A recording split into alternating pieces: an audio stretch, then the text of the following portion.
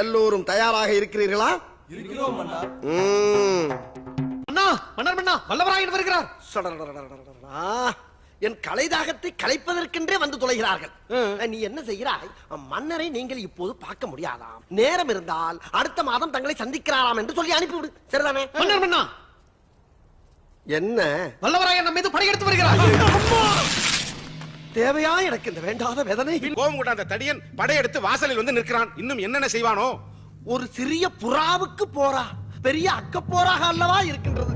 அவசரப்பட்டு விட்டானே, யாரிடம் போய் யார் மோதுவது?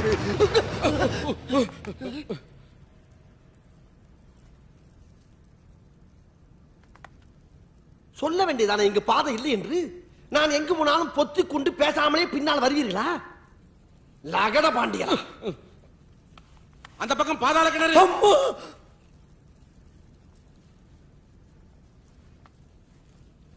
முடியல முடியல. இது வந்த பாதை. ஐயோ ஐயோ, ஒரு புறாவை தின்றுவிட்டு நான் படும் பாடு. மன்னா, என்ன? வீரர்கள் மத்தியில் உங்கள் பலவீனத்தை காட்ட வேண்டாம், பிறகு படை படுத்து விடும். அவ்வளவுதானே? வீரர்களே, நமது சோழபுர பாளையத்தை போர் மேகம் சூழ்ந்துள்ளது. இந்த புலிகேசியிடமே போரா? அடே வல்லவராயா, சின்ன பயலே, யுத்தத்தை நித்தமும் எதிர்நோக்கி காத்திருக்கும் என் சித்த தெளிவில் உன் சப்த நாடுகள் அனைத்தும் பொத்தல் பொத்தலாக போகிறதடா. சொத்தை பயலே, சொத்தை பயலே, குதிரைகளே கொந்தளித்து விட்டது. வீரர்களே, நாம் புலிகள். போருக்கு போகும்போது குடுகுடு என்று ஓடக்கூடாது, பதுங்கித்தான் பாய வேண்டும். நாம் சிங்கங்கள், கர்ச்சித்து ஊரை கூட்டி அசிங்கப்படுத்தக் கூடாது. பார்வையிலே பகைவர்களை கதற வைக்க வேண்டும். நாம் யானைகள், அசம்பந்தமாய் அசைந்து கொடுக்க கூடாது. ஓங்கி மிதித்து குறுக்கிழம்பை பூமியின் மறுபக்கம் வர வைக்க வேண்டும். இன்னும் சொல்ல போனால் நாம் நரிகள், இரையை குறிவைக்க கூடாது. இறைக்கு போட்டியாக வரும் எதிரிகளைத்தான் தரியனாக்க வேண்டும். புரிகிறதா? உடனே கிளப்புங்கள், படையை கிளப்புங்கள். வெற்றிவேல் சொல்லுங்களா வீரவேல் என்று. வெற்றிவேல் கிளம்புங்கள். ஏனடா இவ்வளவு சோகம்? வேகமாக போங்கள். மன்னா, அமைச்சரே, சற்று கையை கொடுங்கள். காய்ச்சல் அடிக்கிறதா? ஆமண்ணா, என்னை போலவே தங்களுக்கும் கொதிக்கிறது. என்ன, உமக்கும் காய்ச்சலா? நாம் யாருக்கு என்ன தீங்கு செய்தோம்? நமக்கு மட்டும் ஏன் இப்படி எல்லாம் நடக்கிறது? அந்த சொக்கநாதரின் திருவிளையாடலை நம்மிடம் தான் காட்ட வேண்டுமா? என்ன சத்தம்? சங்கு சத்தம். சங்கா? வல்லவராயனின் பொறுமைக்கும் ஒரு எல்லை இருக்கிறது.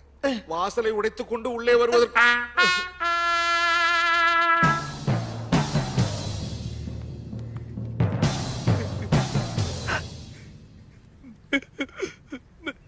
என்ன கண்ணீர் தார தாரையாக கொட்டுகிறது? போர் என்பதால் பீதியா? பயப்படக்கூடாது, நான் இருக்கிறேன். என்னமாடா நீ? உனக்கு என்னையா? ஒன்றுமில்லை மன்னா. வாரும் ஐயா. மன்னா, திடமாகத்தானே இருக்கிறீர்கள்? யோ அமை, கதவை திறந்தவன் என்னையா அது? எங்கே அதை கொடு. மன்னா, என்னடா இது? எங்கே அந்த கொல்லன்? அழைத்தீர்களா மன்னா? ஆமாம், இந்த கத்தியை யார் செய்தது? நான் தான் செய்தேன் மன்னா. எங்கே கொஞ்சம் பிடித்து இழு. இழுத்தேன். எங்கே கொடுங்கள். அதில் என்னடா தேடுகிறாய்? அதில் என்ன தேடுகிறாய்? ஆபத்தின் விளிம்பில் ஒரு மன்னன் தத்தளிக்கும் போது அனைத்து கத்திகளும் உடைகிறது. என்னடா அர்த்தம் இது? எல்லாம் சரியாகத்தான் உள்ளது மன்னா, ஆனால் ஒட்ட வைப்பதற்கு தான் நேரம் கூடி வரவில்லை. இங்கே அவர்கள் கூடி வந்து விட்டார்கள். இதற்கு என்னடா செய்வது? ஏதாவது செய்கிறேன் மன்னா. செய்கிறேனடா. மன்னா, கிளம்புவோமா? சற்று பொறுமையா.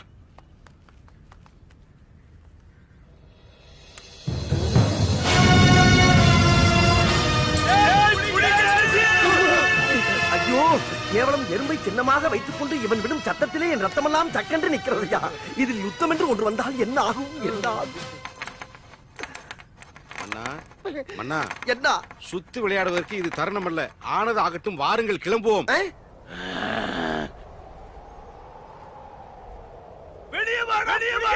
ஐயோ, கூப்பிட்டு கொண்டே இருக்கிறான் ஐயா.